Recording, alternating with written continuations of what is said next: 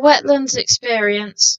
About 5 years ago, me and my older sister went to a nature park, a wetland so to speak. Of course we went at night, so we could skateboard around because you weren't allowed to. But you know, a 14-year-old trying to look cool in front of her 24-year-old sister. Well, we went just around as the sun was setting. For a little bit we got lost since the park was so huge and condensed with thick woods. We were trying to find the bridge, a 20-foot or so bridge we can hang out just above the rushing river. By the time we got there, the sun was hardly visible over the mountains. I looked around after drinking my water, and here is where the creepy stuff happened. As I looked at the other side of the bridge, I saw a tall, skinny figure. I first shrugged it off like it was a person, maybe a ranger of the park, but then it got on all fours and walked away. I didn't say anything at first, mainly because I thought it was maybe a bear. I looked back at my sister as we chatted about boys and along many other things. Then I looked back at the end of the bridge. My sister did too, and we both saw the figure this time. At this point, I was totally freaked out. Mind you, it's still not dark out. The sky was purple and orange, so it wasn't like we were seeing things like when your mind changes figures in the dark. No. It was right there and getting closer. I told my sister to get the heck out of there, her going first off the bridge and down the hill. I went second, and as I turned to look at the bridge again, it was 5 foot in front of me, on all fours once again. It stood there as me and my sister skated off, and this wasn't even the end. I told my sister to head to the main building since there is cameras and lots of light. We skateboarded for what seemed like hours. Every minute seemed to last eternity. As we finally got to the main building, we finally stopped riding our skateboards. Out of breath and scared, we both looked around. By this time it was pitch black outside. We were made to dash to the car, taking a path we have never seen before, but it was dark outside the park, which made us feel safer. After we got to my sister's Jeep, we both got in, hearts racing and scared out of our minds, and when we tried to leave, the gate that was locked, meaning we couldn't leave since there was only one way in and out of the park. We got even more scared. We tried everything to get out. We even thought about just leaving the car behind and walking the 2 hours home, but we drove into the sidewalk and got out of the park. To this day, I won't go back to those wetlands ever again, even in daylight. Whatever that thing was, I never want to see it again. I can't stop thinking about it, and I'm almost 19. You can think this is just a story, but it really did happen. Me and my sister don't talk about it to this day. Something changed between us. I could feel it after that day.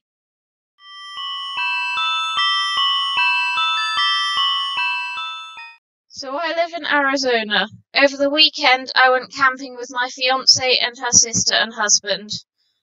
My fiancée is 4 months pregnant. We had a great time camping and fishing. I love fishing, and it's been one of my best coping mechanisms since I got out of the army. Well, Saturday afternoon, we all went fishing on my soon-to-be brother-in-law's boat, had a blast and caught some fish, and then headed back to camp. That night, I felt like going fishing again, because fishing at night is usually a good time. But no one else wanted to go, and my fiancé was actually already in the tent getting ready for sleep. So I decided to go by myself and fish from the shore of the lake. This was around 10:30 p.m. Well, I was out there for a good 45 minutes with no odd interruptions, just enjoying the peace and quiet, when I hear a loud flat snap from about 30 meters away. As a former infantryman, I've been taught to observe my surroundings and always be on my guard. This snap was odd. It wasn't like an ordinary twig snap, more like a fallen branch. At first I'm thinking bear, as that would be the only one logical explanation based on the weight that could break something that large. So I'm looking in that general direction for a good 30 seconds after the snap and hear nothing. Then it happens. I hear footsteps, followed by the most foul and oddly unique smell hitting my nose. These steps are almost certainly bipedal, and I have just the strongest intuition and gut feeling it wasn't any one of my family, but something dangerous. Like worse than what I faced overseas. Dangerous, the feeling of fear I felt was unrivaled at that moment. So I say out loud, "Who's there?" But all of a sudden, silence for a good minute. Then it happens. I see something breaking the tree line about 15 feet from the shore of the lake. It's on 4 legs, which freaked me out because the walking after the snap was definitely a 2-legged creature, and extremely pale with odd fur patches covering its body.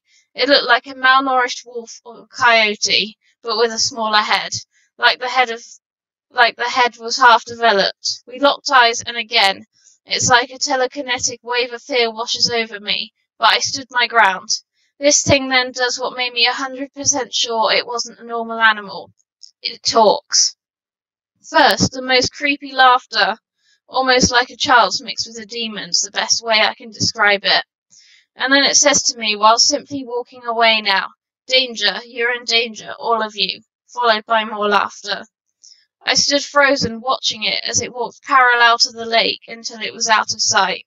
I was then hit with an overwhelming feeling of dread, and immediately thought to check on my fiancé and soon-to-be family members, because the feeling inside me was so strong that they were now in extreme danger too. I got back to the camp, and everyone was asleep. I didn't tell any of them what happened, as to not alarm them, and I didn't expect them to believe me if I did, because I wouldn't believe myself if I had not seen or heard it. The worst part is we have been home for a full 24 hours, but that feeling of me and my fiancé being in danger keeps echoing in my mind. I was taught never to run or surrender and face my enemies head on.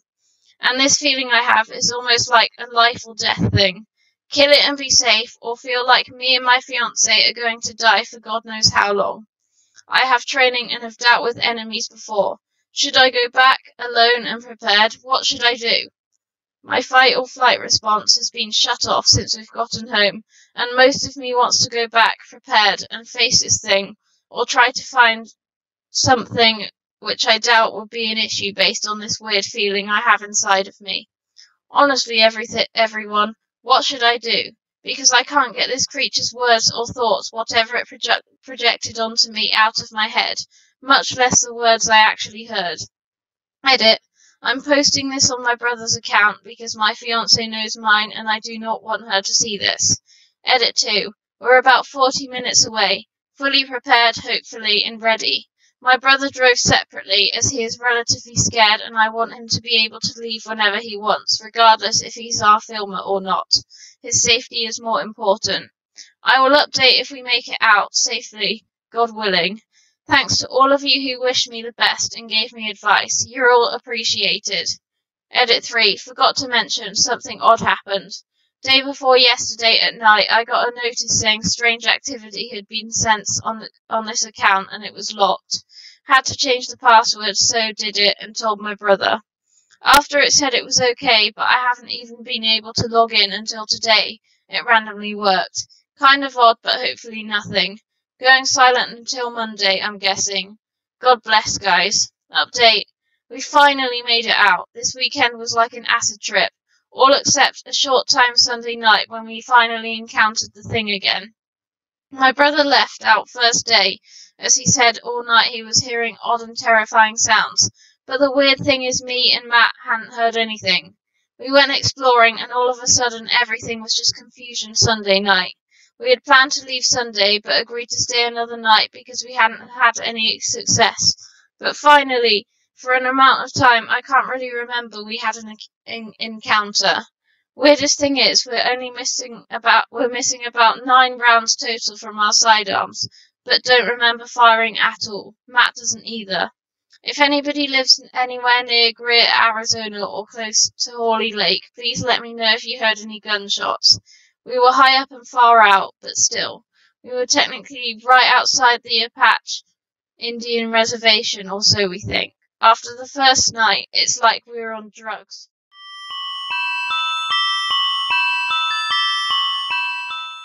This is the first time I've ever made a post on this subreddit, so apologies in advance if it's not the proper format.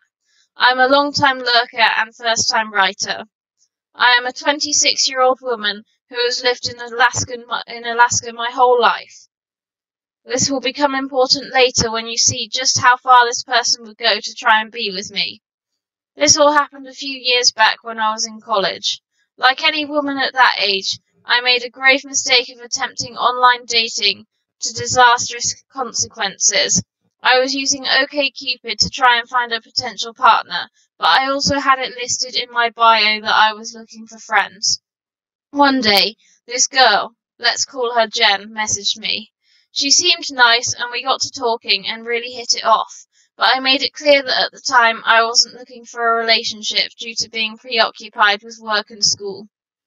I should preface the rest of the story by saying that I like to help people, and it's really hard for me to not. Honestly, it's the biggest flaw I've had over the years, and was a contributing factor in multiple abusive relationships I've been in before and since this incident. Anyway, the result of this has been that I tend to drain myself to try and help others, and it attracts unsavory and unstable people. We started going into conversations about our various interests, and eventually we stumbled across gaming as a mutual interest. Jen suggested we play this new game, Ark Survival Evolved. It's a cursed rune of a game that wasn't very well optimized for any system. To be honest, it was an absolute dumpster fire of a game, but at the time I thought it had a lot of potential, so I spent countless hours making various bases in trading dinosaurs and getting into the whole bit of brave explorer for a new world kind of thing. Jen and I spent a lot of time in the multiplayer building things and training dinos and talking and having a good time. During this time, she opened up to me about a lot of the abuse that she had suffered from past relationships and a family that didn't accept her being gay. Having also been through some difficult times, I felt a lot of empathy for her and would try to build her up and talk her out of self-hating talk when I had the energy to. This is when the trouble started, though. I had noticed that she was being a bit too friendly with me and kept being overtly sexual and flirty for a week or two. It started with in-game RP kind of stuff, where you do the asterisk kisses and hug thing, but it was all just too much.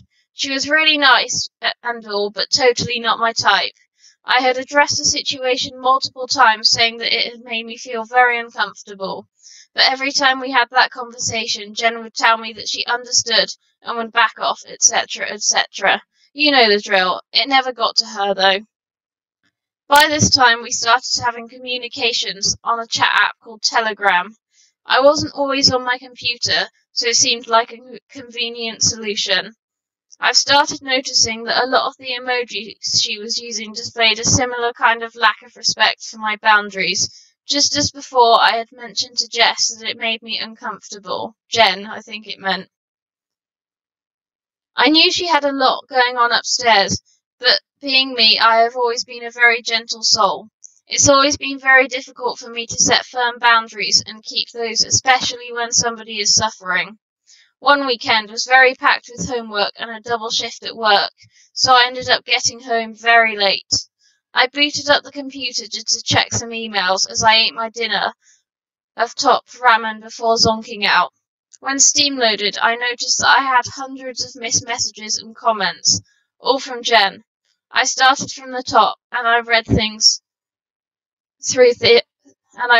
things, became progressively more and more out of control. By the time I was halfway through, every other message was either calling me names or threatening to kill herself if she didn't reply.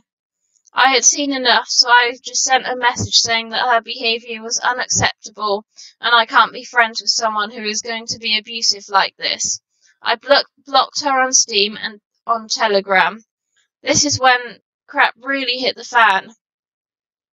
About 30 minutes later, my phone starts going off. Mind you, this is about 12:30 a.m. Alaska time, so that would make it about 3 a.m. for her. She called my cell number with what she had saved from Telegram. She was absolutely out of control. From the moment I picked up the phone, she was screaming obscenities and slurs at me, interspersed with confessions of love and desperate pleas for me to unblock her so that we can just be friends again, and that she would make it up to me and all that crap. I tried to explain to her that what she had done was out of line, that I didn't have the emotional capacity to go through another abusive friendship, but she was having absolutely none of it. I did the only thing that I could do. I ended the call and blocked the number. 5 minutes later, I get a call from an unrecognized private number and pick up, knowing exactly what I was in for. It was her again, calling from her parents' landline. I immediately hung up. 15 seconds goes by and my phone rings again. I dismissed the call. My phone rang again about 5 minutes later from the same number. This goes on for a solid 15 minutes before I just turned my phone off and went to bed. It was a fairly sleepless night, but thankfully the next day I had class in the evening, so I had the opportunity to sleep in. I woke up from an okay sleep and turned my phone on to find over 100 missed calls and about as many voicemails. I checked my Telegram to talk to a different friend about the chaos that was going on, to find new messages from 6 new accounts. Most of them were just walls of text filled with the same out-of-control ramblings that she had said on the phone.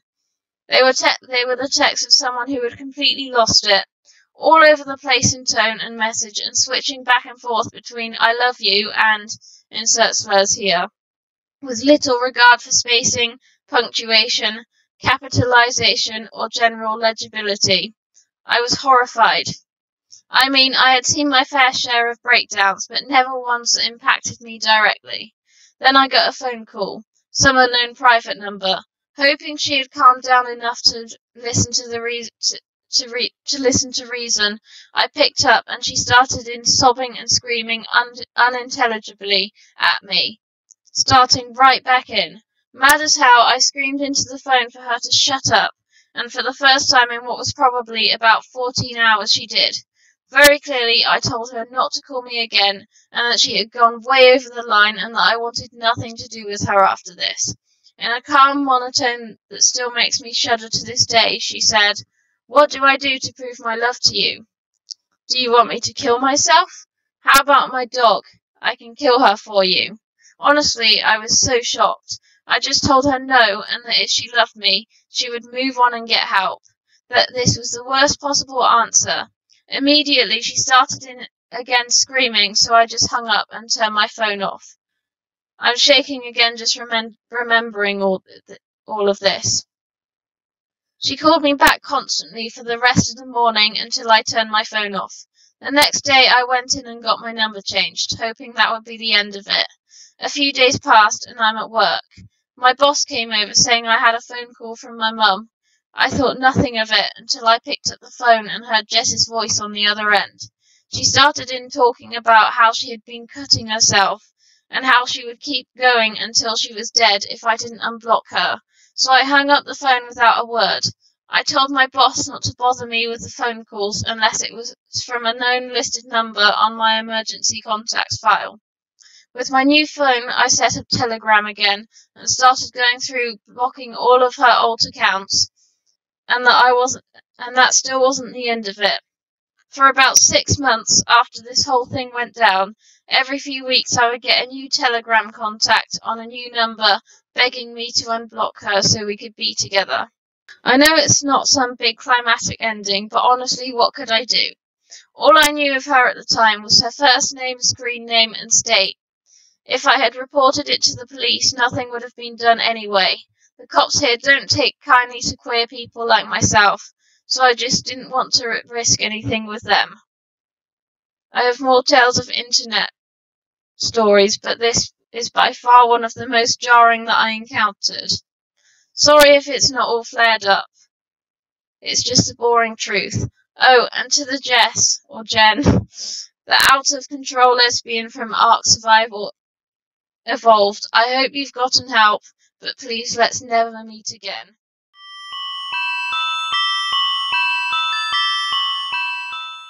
Trigger warning: stalking and abuse. When I was in high school, this guy fell in love with me and his friend gave me my Snapchat. I knew who he was, I had spoken to him twice, so I added him back, not thinking much of it. At that time, SnapMap was new, and I didn't know there was a ghost mode or whatever it's called, so no one could see your location. We started talking and quickly became friends. I had no idea that he had feelings for me until he asked me out on a date. I nicely declined making excuses for why I couldn't go, and that's when he started being creepy. He googled my street and he literally counted how many houses there was before mine so that he could find mine. Then he sent me a picture of my house and said, "Isn't this your house?" I said it wasn't because I was creeped out, but he continued on saying he knew it was. At the time, the idea of him using SnapMap didn't even cross my mind since I was panicking so much. A few days later, I had to go to the drugstore with my mum to get her medicine. I had stopped talking to him, but before I left, he texted me something. I left him on red since my mum told me to hurry, and started walking towards the drugstore. The drugstore is 20 minutes away from my house. There was a guy that I used to like working at that drugstore, so me and my mum were gushing about him and smiling. I was 15 years old. On our way back home, when I came back home, I had internet. I don't have data, so obviously my messages came up. One of them was from him. I opened it and he asked, "Where were you 20 minutes ago?" I answered him, nowhere. He said, "You were at the pharmacy. The worker is cute, isn't he? You have a crush on him?" I was so scared and finally realised it was because of SnapMap, so I deactivated it. And that was the start of him abusing, stalking, and sexually assaulting me for the next year. Regardless, now I think about it and understand SnapMap a lot more. If you don't have data, your position doesn't update, so how did he know where I was? And how did he know I had a crush on that worker? It still creeps me out to this day, but I like to believe it was just a coincidence.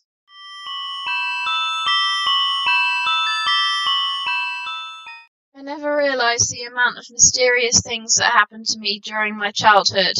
Now that I'm older, I've tried to come up with any possible explanations about these events. I didn't want to spam with multiple posts. These stories are fairly short, so I don't see why I shouldn't make a 2-in-1. Story 1. The Man on Stilts. The settings of this story was outside on my front yard. My house had tall walls around it with a metal gate that was a bit shorter than the wall. It was a sunny day out, and my sisters and I decided to play outside with our bunnies.